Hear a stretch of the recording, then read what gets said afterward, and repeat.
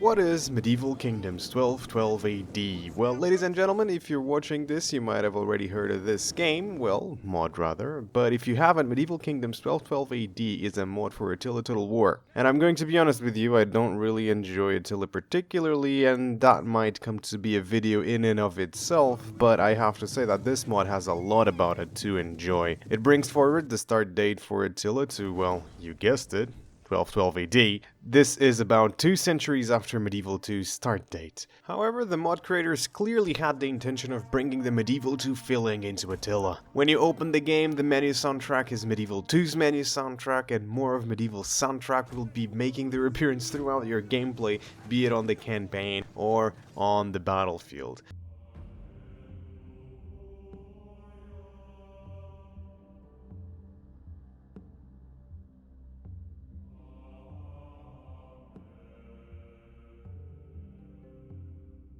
That alone just changes the vibe to something more familiar and nostalgia-inducing. So booting up 1212 AD for the first time, it was a breath of fresh air for me.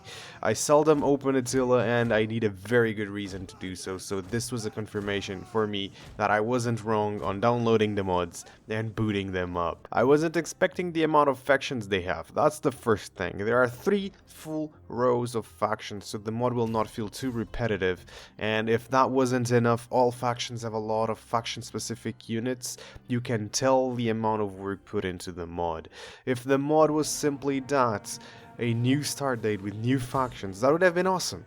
But truth is, there is more than that to 1212 AD. The mod has a functioning population system, akin to DEI's system for Rome 2, but it seems to be less complex.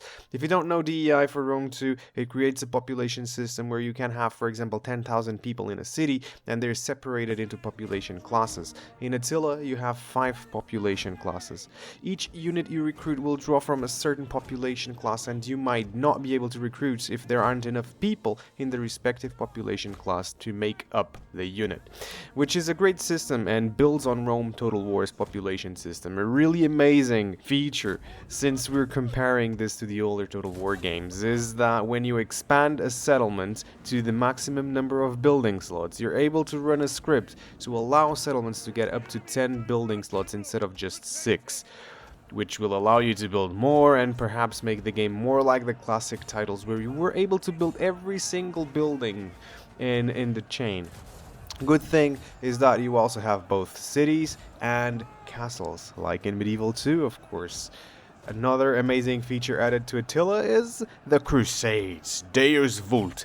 And you can actually select an army and put it on crusade mode. This will increase its movement points by a large margin, very much like Medieval 2, and the cinematic for the first crusade in this game, which is actually based on the 5th crusade, is a remake of the crusade cinematic of Medieval 2, which is awesome. The Holy Bible may preach peace, but when it is Christendom itself that is threatened, then it is every Christian's duty to defend all that is holy.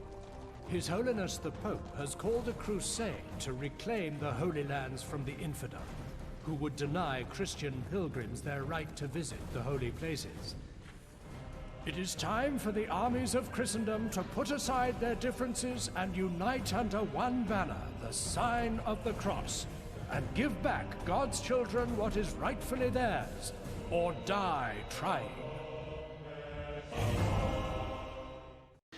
When I saw that one, I was ecstatic. It's amazing. They were also able to mod in the papal favor and papal missions in. Well, sort of. It's not the same as Medieval 2. You'll sometimes get missions to convert a settlement or kill a certain character, and you will gain papal favor for completing these missions. They also added, probably inspired by Paradox game system of decisions.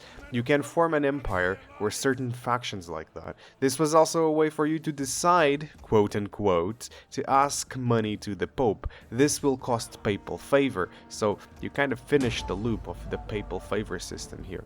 There is a submod that will make every single settlement into a main city, and as such each province is its own region with only one settlement, all to make it as close to the gameplay of Medieval 2, which I enjoy quite a bit. Also, a feature that is very sorely needed on Rome and Attila is the region trading system that it was implemented by the modders on this magnificent mod. I have, however, a complaint. So, developers, if you have clicked on this video and you got up to this point, listen closely. I decided to play as the Norwegian armies. They start as a horde.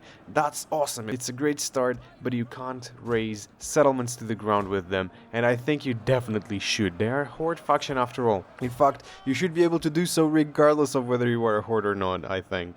I'll tell you what happened. So I attacked Scotland's Inverness settlement and sacked it because I wasn't able to raise it. But then I couldn't move my armies because they were blocked by the influence range of the city. And yeah, that kind of... I mean, maybe I could have besieged the city and then moved the other armies, and that would have been fine, but I would always get one army stuck there. I was forced to take it and lose my migratory faction status.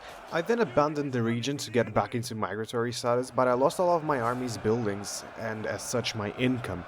For people who don't know how this works in Attila, when you are in a migration, your armies can be in camped status and you can build certain horde buildings, and the army will carry those buildings around. They will produce resources, generate income, and allow you to recruit units, so losing this is very, very bad. However, starting as the Mongols works great because you're able to raise the enemies' settlements, and oh boy, is it enjoyable to do.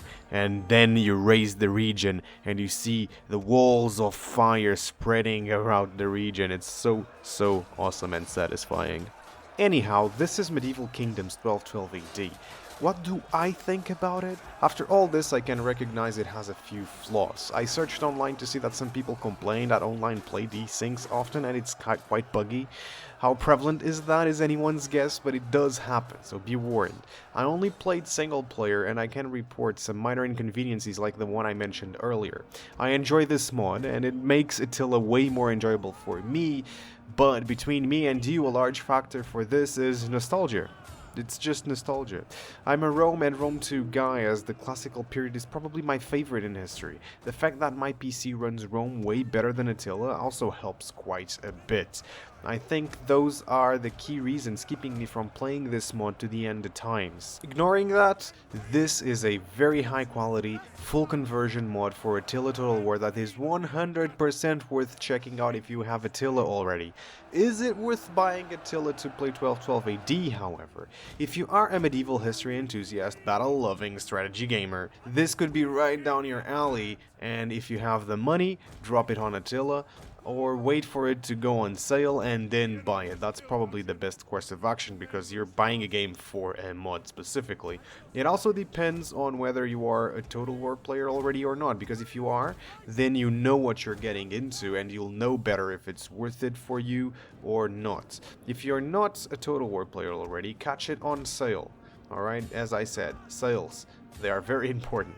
I'd recommend picking a Total War that covers a period or geography you love, and if medieval is it, then go for Attila really, and then get the 1212 AD mod, which is obviously for free. To wrap this up, 1212 AD team are preparing a second start date for their campaign.